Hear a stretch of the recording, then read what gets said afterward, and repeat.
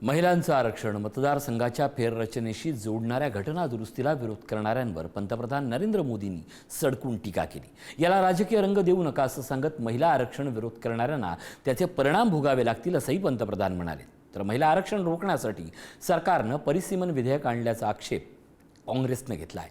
संसदेच्या विशेष अधिवेशनात चर्चेनंतर यावर शुक्रवारी आता मतदान होणार आहे। महिला आरक्षण, मतदारसंघ पुनर्रचना आणि वाढ यासाठी बोलावण्यात आलेल्या संसदेच्या विशेष अधिवेशनात गुरुवारी जोरदार चर्चा झाली।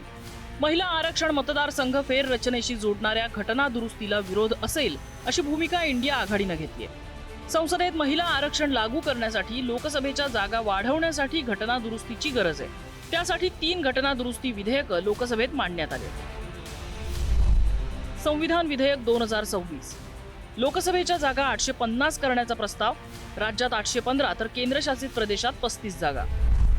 परिसीमन दुरुस्ती विधेयक 2026, जनसंख्येच्या व्याख्येत बदल, या 2011 ची जनगणना आधारभूत असेल। केंद्रशासित प्रदेश घटना दुरुस्ती विधेयक 2026, दिल्ली, जम्मू काश्मीर, पुदुचेरीच्या कायद्यात परिसीमन आणि महिला आरक्षण लागू करण्यासाठीची ही दुरुस्ती असेल। विरोधकांनी यावर आक्षेप घेतलाय।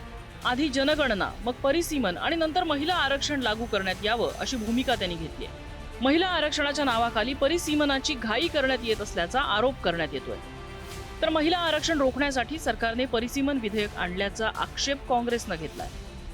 महिला आरक्षणाला विरोध नाही, मात्र केंद्र सरकार राजकीय फायद्यासाठी सगळ्याची सांगड घालत असल्याचा आरोप आहे। समाजवादी पार्टी महिला आरक्षण के पक्ष में है। हम समाजवादी लोग जेंडर जस्टिस और सोशल जस्टिस के पक्ष में हैं और महिलाओं का आरक्षण 33% हो उसके भी पक्ष में हम लोग बोल रहे हैं। भारतीय जनता पार्टी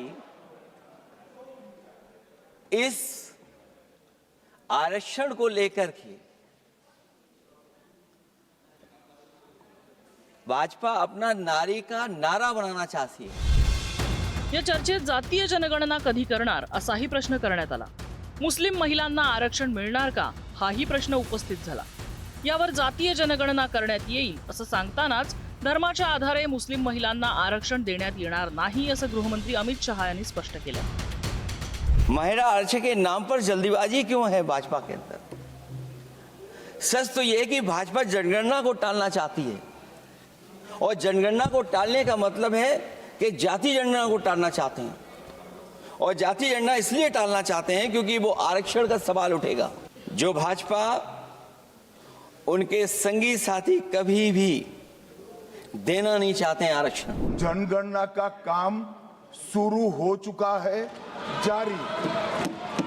2, उन्होंने कहा कि हम जाति जनगणना का मांग करेंगे।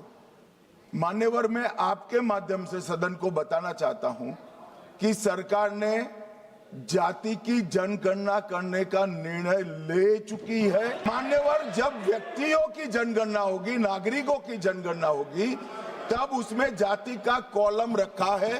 ये मेरा विभाग है। जब आंकड़े सही आ जाएंगे अध्यक्ष महोदय, तब जाकर के डिलिमिटेशन ठीक होगा। और अगर आंकड़े ही ठीक नहीं हैं तो फिर आरक्षण कैसे ठीक होगा? क्योंकि आरक्षण का आधार ही हमारा जनसंख्या पर है। कहीं ऐसा तो नहीं कि आधी आबादी में ये मुस्लिम को भी ना गिनते हो, मुस्लिम महिलाओं को। इसलिए हमारी मांग होगी कि आधी आबादी में पिछड़े और मुस्लिम महिलाओं को भी जोड़ करके इस आरक्षण को पूरा किया जाए।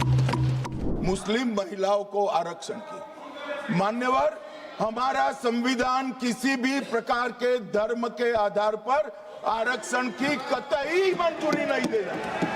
और मैं फिर से संकल्प सरकार का बताता हूं कि धर्म के आधार पर मुस्लिमों को किसी भी प्रकार का आरक्षण गैर संवैधानिक है, इसका सवाल ही पैदा नहीं होता है।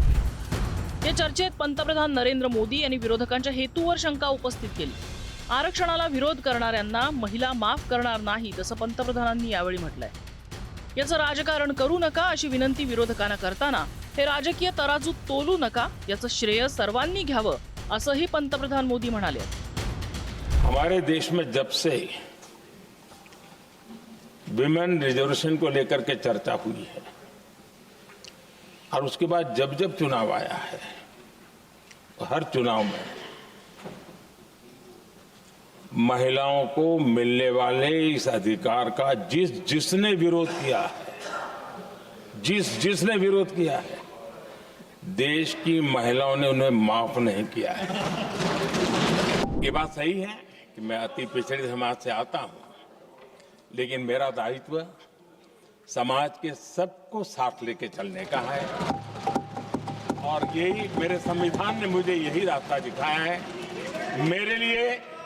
मेरे लिए संविधान ही सर्वोपरि है और इसलिए और ये संविधान की ताकत है कि मेरे जैसा अत्यंत छोटे समाज का, अति पिछड़े समाज के व्यक्ति को इतना बड़ा दायित्व, और इसलिए मैं तो देशवासियों का ऋणी हूं और मैं तो संविधान निर्माताओं का ऋणी हूं कि जिसके कारण आज मैं यहां हूं कि हम देश की नारी शक्ति को हम कुछ दे रहे हैं। जी नहीं, उसका हक है और हमने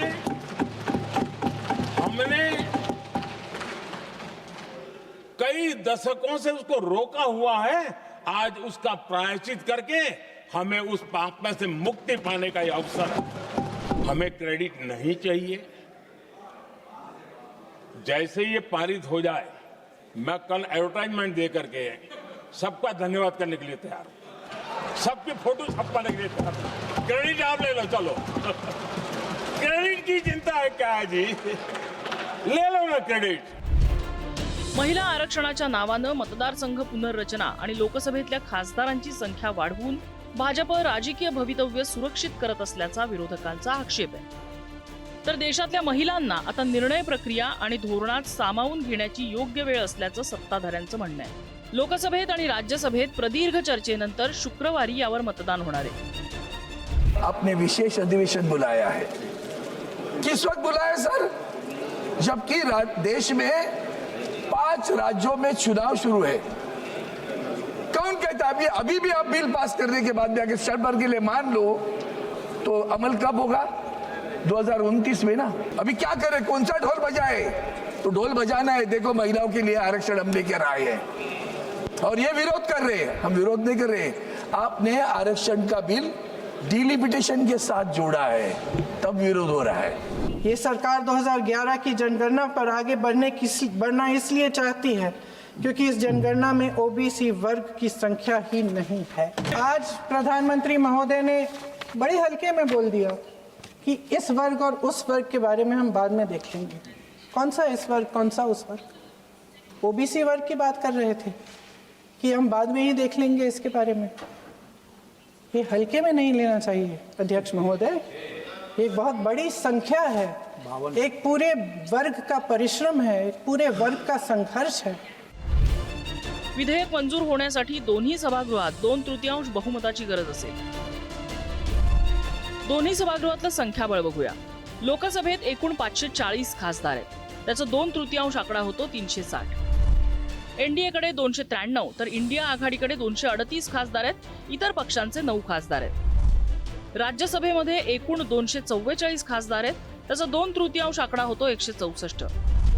एनडीएकडे 139 तर इंडिया आघाडीकडे 75 खासदार आहेत, इतर पक्षांचे 30 खासदार आहेत। उत्तरेकडच्या राज्यांना 40% प्रतिनिधित्व आणि दक्षिणेकडच्या राज्यांना जेमतेम 20% प्रतिनिधित्व मिळालं तर एक व्यक्ती, एक मत, एक मूल्य हे जे तत्व आहे, या तत्वाला हरताळ फासली जाणार नाही। दुर्दैवानं ज्या राष्ट्रीय कार्यक्रम ज्या राज्यांनी अत्यंत प्रभावीपणे राबवले, लोकसंख्या नियंत्रणात आणली, त्या राज्यांना मात्र डिलिमिटेशन मध्ये शिक्षा मिळेल का आणि ज्यांनी राबवली नाही त्यांना मात्र याच्यामध्ये सवलत मिळेल का, असा प्रश्न निर्माण होतो।